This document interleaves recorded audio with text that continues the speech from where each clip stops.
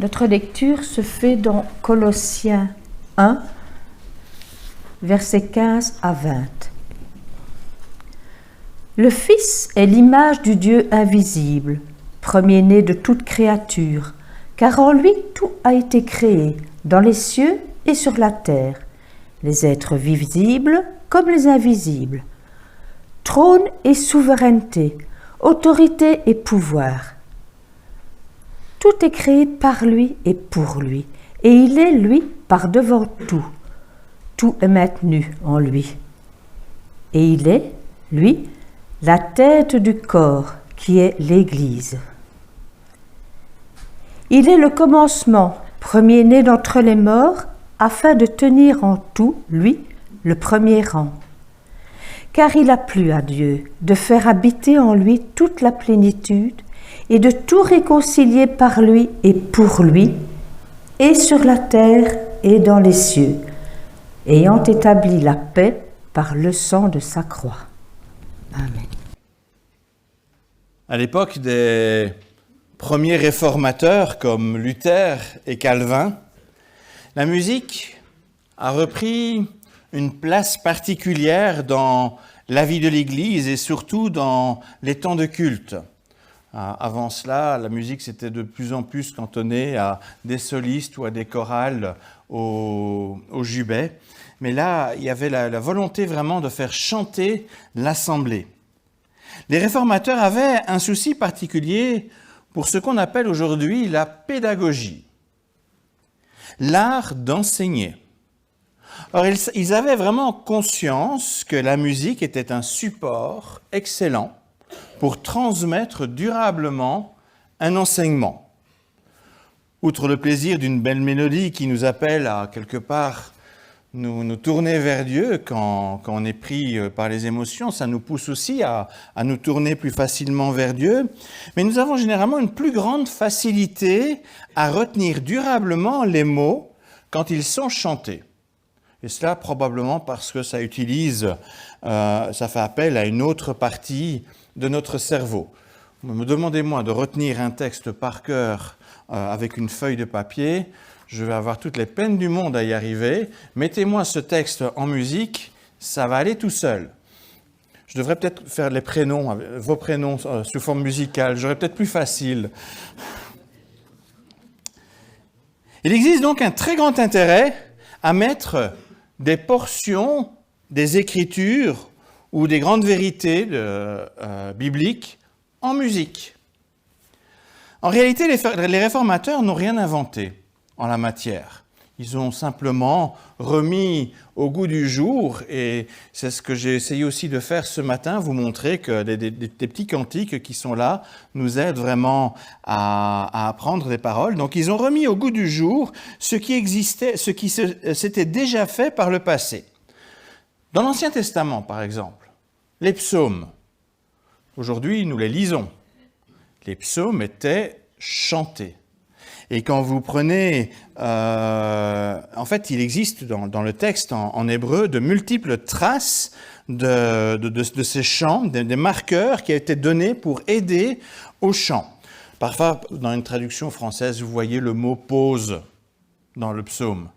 En réalité, c'est une des marques possibles pour marquer un temps d'arrêt dans le chant. Mais ce n'est pas que ça, il y avait des petits symboles, parfois des lettres qui venaient se mettre, qui étaient vraiment des indicateurs pour aider les chanteurs. On n'avait pas encore la musique sous forme de notes, mais il y avait des indications dans le texte qui aidaient à chanter. Dans le Nouveau Testament, nous avons aussi des traces d'hymnes, c'est-à-dire des chants, des cantiques.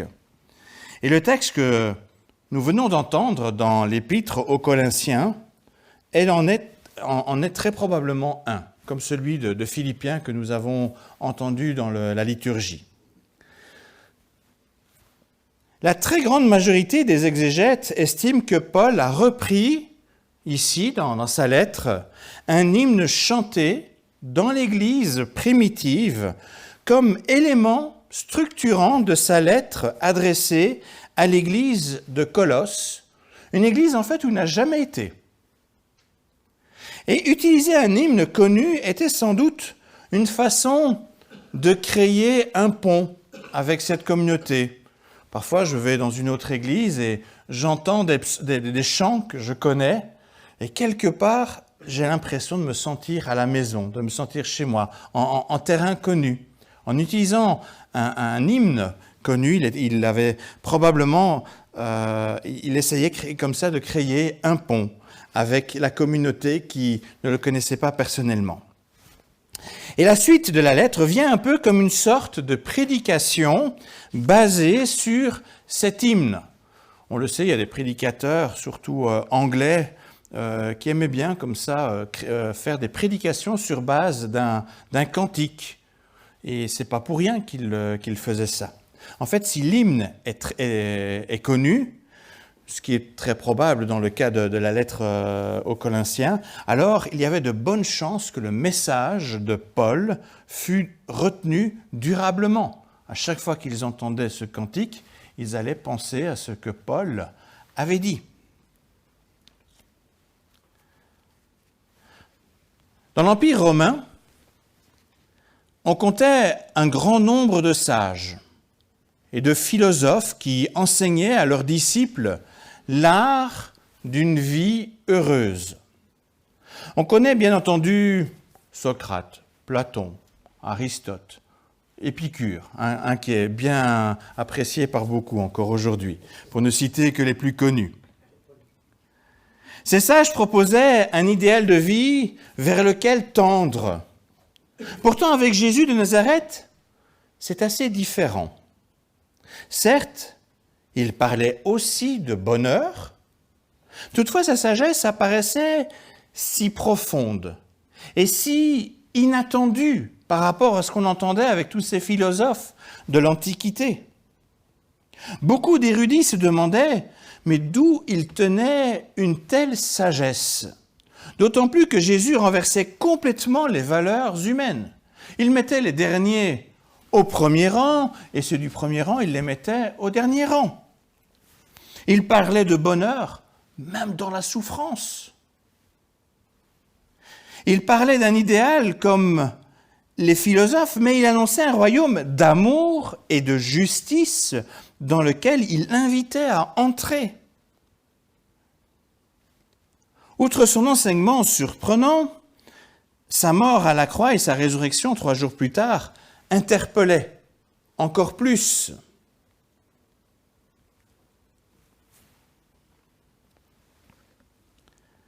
Aujourd'hui, avec tout ce que nous avons appris, il est facile pour nous de dire que Jésus est fils de Dieu. Pour nous, on a grandi quelque part avec, c'est un message qui est assez clair, nous l'avons lu dans l'Écriture, il nous est rappelé comme l'élément, je veux dire, assez fondamental de notre foi, ce qui nous a vraiment amené à nous tourner vers lui. Mais du temps de l'apôtre Paul, ça n'allait pas de soi. La preuve est que l'Église de Colosse était en difficulté à cause d'enseignants itinérants qui n'avaient pas compris qui était vraiment Jésus de Nazareth. Ils étaient tentés de reprendre ces idées des sages, des philosophes, etc., et de faire leur popote interne. Et pour clarifier l'identité de Christ sur laquelle repose toute la foi chrétienne, Paul donc utilise un hymne au contenu saisissant qui explique en quoi Jésus est différent. Différent de tous ces sages, de tous ces philosophes, et en quoi il mérite alors notre attention plus particulière. Malgré sa petite taille, seulement finalement 6 versets dans notre Bible, cet hymne est totalement consacré au Christ, Fils de Dieu. Il propose une description particulièrement riche. Même pour nous, c'est un des textes les plus parlants du Nouveau Testament sur qui est Christ. En termes plus savants, on pourrait parler d'un des plus grands monuments de christologie du Nouveau Testament. C'est pas banal comme texte. On pourrait y passer des heures, y consacrer même un livre entier. Et je peux vous dire que j'ai sué pour préparer cette prédication, tellement il y a des éléments dans ce texte. Mais rassurez-vous, ce n'est pas mon but ce matin de m'étendre. Outre ce qu'on peut apprendre sur Jésus, ce qui m'intéresse ce matin, c'est d'en retirer un encouragement et une exhortation pour notre vie chrétienne. L'hymne choisi par Paul est constitué de 2 grandes parties qui reprennent en fait quelque part toute l'histoire de l'humanité en rapport avec Jésus comme l'image du Dieu invisible. Rien que ce titre, ça commence par ça dans cet hymne, rien que ce titre place déjà Jésus dans un rapport au Père très particulier qui le sort quelque part du lot des prophètes ou des sages. Dans sa nature humaine, Jésus rend visible le Dieu invisible. Il est donc bien plus qu'un prophète de l'Ancien Testament. Il est bien plus qu'un sage philosophe de l'Antiquité. Par lui et en lui, il est possible de connaître Dieu qui nous est si inaccessible. Vendredi, on va commencer une préparation avec certains jeunes pour baptême ou confirmation de foi. Et la première question que je vais leur poser, comment connaît-on Dieu ? Bien sûr, il y a sa création qui nous dit quelque chose de lui. Je vous donne des tuyaux, retenez les jeunes, parce que je reposerai ma question. Il y a bien sûr l'Écriture, il y a Christ. La personne même du Christ nous dit énormément sur Dieu. Sans Christ, il y a beaucoup de choses que nous ne connaîtrions pas.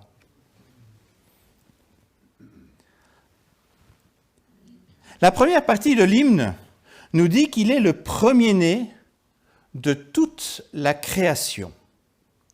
Faut-il comprendre que Jésus a été créé comme tout le reste et qu'il appartient au monde créé ? Une grande question. Et cette question, en fait, elle a été longuement débattue dans l'Église. Et il y a même eu un concile où on a rassemblé tous les responsables de toutes les églises du monde connu en 324 et 325. Et ça a débouché sur une déclaration à Nicée. Après avoir pris tous les éléments à disposition, la conclusion fut que Jésus n'a pas été créé, mais engendré du Père en ayant la même nature divine que lui. Raison pour laquelle on l'appelle Fils de Dieu et Dieu. L'expression premier-né signifie dès lors qu'il existait avant que le monde existe. Donc il n'est pas premier-né dans le sens qu'il est l'aîné d'entre nous, mais il est le premier-né dans le sens qu'il existait avant que le monde n'existe. Et l'hymne repris par l'apôtre Paul poursuit en confirmant cette idée puisqu'il continue en déclarant que tout a été créé dans les cieux et sur la terre par lui et pour lui. Est-ce que vous avez déjà réfléchi à cette idée que ce monde tel qu'il existe est voulu, est pensé, est créé par Christ ? On voit Christ surtout comme celui qui a parcouru le chemin de Galilée à Judée. Non, il était déjà avant, et tout notre cadre est pensé, voulu, créé par lui. On retrouve en Proverbe 8, 2 versets sur la sagesse personnifiée qui ont en fait une teneur très similaire. Proverbe 8, 22, 23. « Le Seigneur m'a conçu, il y a très longtemps, comme la première de ses œuvres, avant toutes les autres. J'ai été établi dès le début des temps, avant même que le monde existe. » On a quelque chose d'assez similaire entre les textes que nous avons lus en Colossiens et ce passage du livre des Proverbes.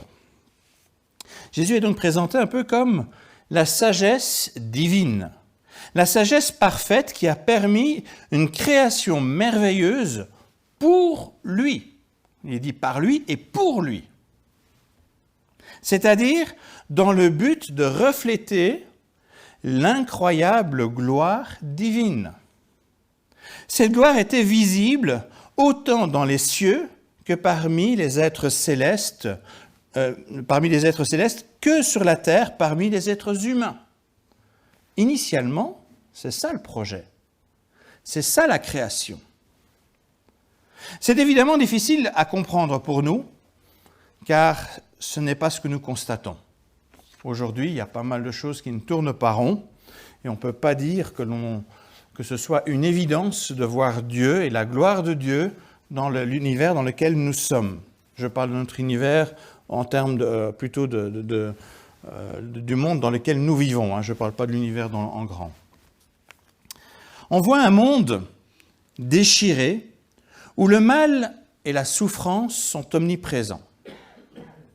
On a conscience que des êtres célestes agissent contre la création de Dieu, y compris contre nous. On voit que les êtres humains ne veulent rien savoir de Dieu, qu'ils s'entretuent et qu'ils traitent avec mépris leur cadre de vie, l'univers. Dès lors, la sagesse du Fils de Dieu est-elle si sage? Il a tout voulu et pourtant ça n'a pas l'air de tourner comme il faudrait. Était-il vraiment le parfait souverain en qui toute chose subsiste pour sa gloire? La deuxième partie de l'hymne répond alors à cette question.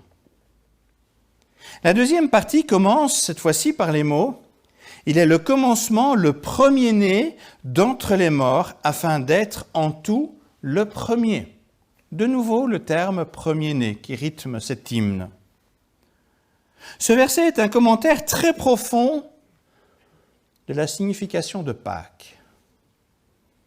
Il y a 2 semaines, nous avons rappelé cet événement incroyable, la résurrection de Jésus-Christ. Et bien entendu, une telle résurrection nourrit une espérance de résurrection pour tout être humain. Toutefois, ce qui s'est passé à la Pâques est bien plus grand que cette réalité. Ce n'est pas qu'une réponse au problème de l'être humain. Ressusciter pour continuer dans ce monde tel qu'il est, très franchement, ça n'a pas de sens. Dans leur folie, beaucoup rêvent à l'immortalité dans ce monde. Pourtant, si cela était possible, je pense que très vite le dégoût du mal et de la souffrance les pousserait à supplier de mourir. La résurrection de Jésus est heureusement autre. Elle marque le commencement d'un monde complètement nouveau. J'ai intitulé la prédication « Le nouveau monde selon Jésus », ce n'est pas selon Dvorak ou autre, hein. Petite référence aux musiciens. Dans ce nouveau monde, le mal, la souffrance et la mort auront totalement, définitivement disparu. Car il est question d'un monde totalement réconcilié avec le Créateur. C'est ce que nous annonce cette deuxième strophe de l'hymne proposé par Paul. L'hymne évoque également le sang de la croix qui permet cette paix. Cela fait référence au sang de l'agneau sacrifié pour le pardon du peuple dans l'Ancien Testament. Sans cesse, on sacrifiait un animal en posant sa main sur sa tête pour, quelque part, transférer le péché sur l'animal. Et puis, on sacrifiait cet animal. On transférait la culpabilité pour tout ce qui avait été pensé et fait sans obéir à Dieu, pour tout ce qui créait une rupture entre Dieu et l'être humain. Ce sacrifice permettait une réconciliation, mais une réconciliation temporaire, un sursis. Le Fils de Dieu a donné, lui, sa vie parfaite à la croix pour que cette réconciliation soit désormais complète et définitive.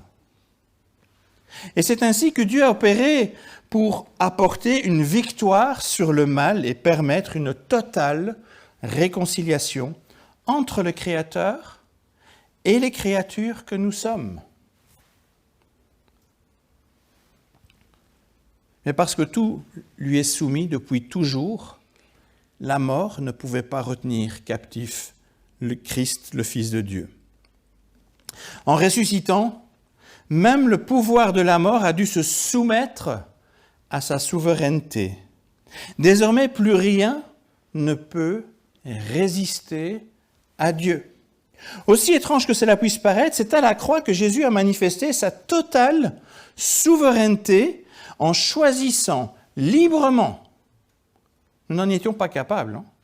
Jésus a été capable librement d'obéir à son Père en défiant tout ce qui était hostile à Dieu. Et par sa victoire sur la mort, il a remporté une victoire totale pour le monde nouveau.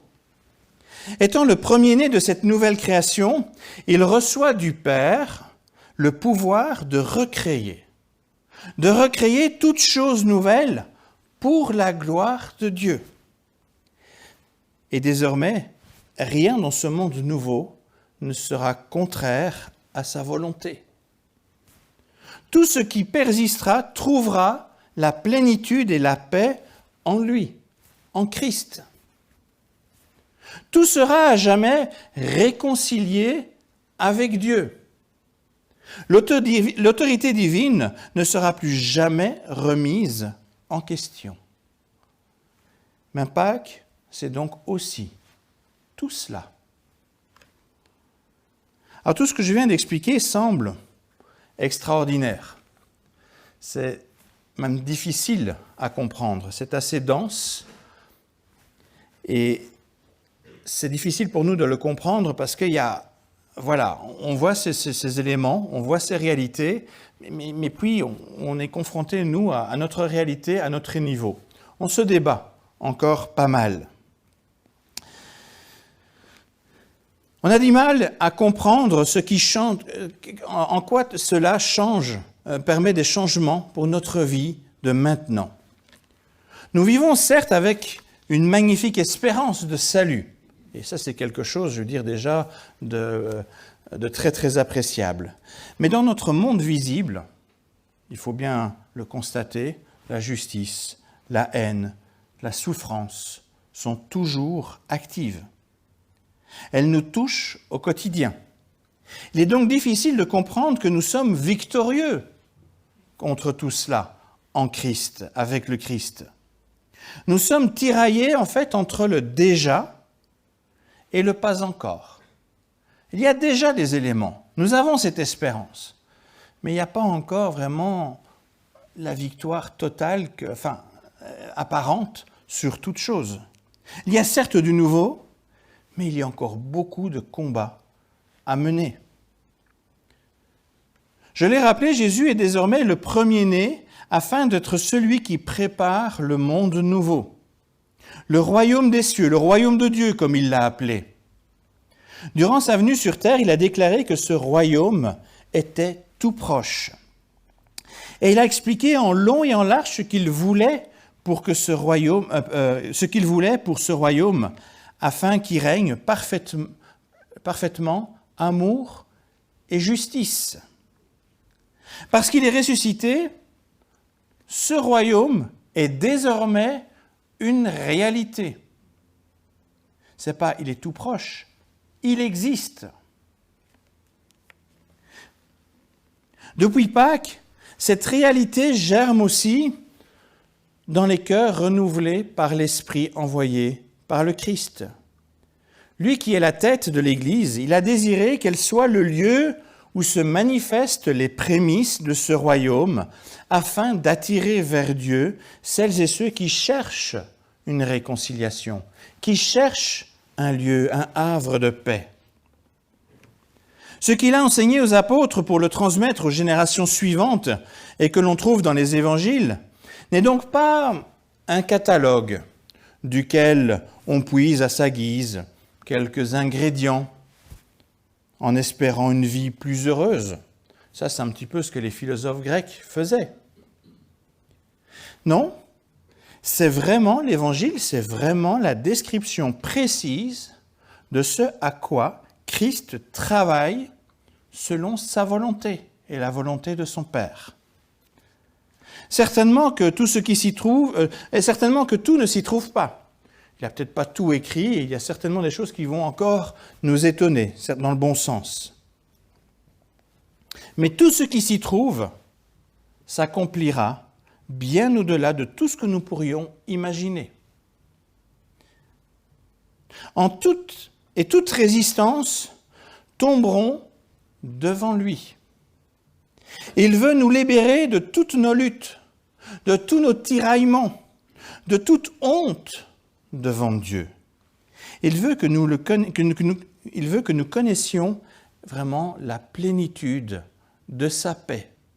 Il l'a annoncé et c'est ce qu'il va faire, c'est ce qu'il va accomplir. Aujourd'hui, nous luttons encore bien souvent avec la radicalité de sa feuille de route qui est présentée dans l'Évangile. Nous luttons aussi avec les tentations qui se présentent à nous. Il est inutile de nous chercher des excuses ou d'amoindrir le message du Christ pour essayer de louvoyer entre ces paroles qu'il nous a données. À quoi bon quelque part lutter contre la victoire qui est possible dès maintenant? Le vivant pour l'éternité a remporté la victoire et il viendra à bout de toute résistance, y compris celles qui sont dans nos cœurs. C'est une certitude. Ne pensez pas que vous allez garder ces défauts indéfiniment. Rien ni personne, ni sur terre, ni dans les cieux, ne résistera à son projet glorieux. Il serait vain de résister au Fils de Dieu et à l'action de son Esprit qui nous transforme en vue de ce monde nouveau. Ce monde se fera. Cela n'aurait pour effet en fait que de prolonger des souffrances inutiles, alors que dans sa grâce, Dieu a tout accompli pour nous rendre libres, pour que nous puissions être comme Christ, restaurés à l'image de Dieu. Une image restaurée pour rendre gloire à Dieu. Par ailleurs, nous avons aussi la certitude qu'aucune puissance mauvaise ne peut nous retenir dans cette transformation pour le nouveau monde. En nous appropriant la victoire du Christ, nous recevons en nous son esprit qui nous donne vraiment cette liberté de ne pas céder au mal. Si nous tombons encore, c'est par orgueil ou parce que nous ne comptons pas suffisamment sur la souveraineté de Christ. Quand nous sommes saisis par de mauvaises pensées ou de mauvais sentiments, il y a cette parole qui peut revenir du psaume 121. « Levons les yeux vers le ciel où règne le Fils de Dieu. Et Christ viendra toujours à notre secours. » C'est cela que nous avons chanté. Se saisir de la réalité de Pâques, c'est aussi laisser mourir à la croix notre ancienne vie et se laisser saisir par la victoire du Christ, la vie nouvelle en lui, pour entrer pleinement dans ce monde nouveau. Un monde que rien ne pourra ébranler. Un monde dans lequel nous goûterons à la plénitude à laquelle nous aspirons tant. Pourquoi continuer à convoiter dans ce monde ce qui est amené à disparaître? Pourquoi résister à l'appel du Christ? Il nous appelle à changer, il nous appelle à obéir à Dieu. Pourquoi vouloir tout le temps lui résister? Pourquoi ne pas désirer de tout notre cœur à l'être nouveau voulu par le Seigneur? La vraie sagesse est de comprendre que le bonheur ne se trouve qu'en Christ et son projet de renouveau. Et puisqu'il a désormais la pleine autorité, il peut vraiment ôter nos fardeaux trop lourds qui nous écrasent, à condition vraiment de désirer du fond du cœur ce monde nouveau que lui-même désire. Et je termine en lisant un bref extrait que l'on trouve plus loin dans la lettre de Paul aux Corinthiens. Je vous ai dit que le petit hymne qu'il avait pris était là pour structurer la lettre et il termine un peu sa lettre avec une exhortation pratique. Et vous allez voir qu'avec toute cette explication, je m'en doute un peu théorique, un peu difficile à digérer, on va quand même mieux comprendre cette exhortation très pratique. Au départ, si je la lis isolément, on va avoir l'impression que c'est quelque chose de très moraliste. Entendez ces mots dans la perspective de ce monde nouveau. Qui est là et qui se fera? Ce sont les passages Colossiens 3, je vais lire les versets 1 à 10. Du moment que vous êtes ressuscité avec le Christ, recherchez ce qui est en haut, là où se trouve le Christ, assis à la droite de Dieu. C'est en haut qu'est votre salut, non sur la terre. Vous êtes morts, en effet, et votre vie est cachée avec le Christ en Dieu. Quand le Christ, votre vie, paraîtra, alors vous aussi vous paraîtrez avec lui en pleine gloire. Faites donc mourir ce qui appartient à la terre. Débauche, impureté, passion, désir mauvais, et cette cupidité qui est une idolâtrie. Voilà ce qui attire la colère de Dieu. Voilà quelle était votre conduite autrefois, ce qui faisait votre vie. Maintenant donc, vous aussi, débarrassez-vous de tout cela. Colère, irritation, méchanceté, injure, grossièreté, sortie de vos lèvres. Plus de mensonges entre vous, car vous êtes dépouillés du vieil homme avec ses pratiques, et vous avez revêtu l'homme nouveau. Celui qui, pour accéder à la connaissance, ne cesse d'être renouvelé à l'image de son Créateur. Je vous ai dit que Dieu veut initier ce monde nouveau avec ces éléments. Il nous fait la joie, l'honneur quelque part, de vouloir commencer ce monde nouveau dans l'Église, avec chacun de nous. Il veut vraiment faire quelque chose de beau à la gloire de Dieu, au sein de l'Église et dans nos vies, alors qu'à Dieu soit toute la gloire. Amen.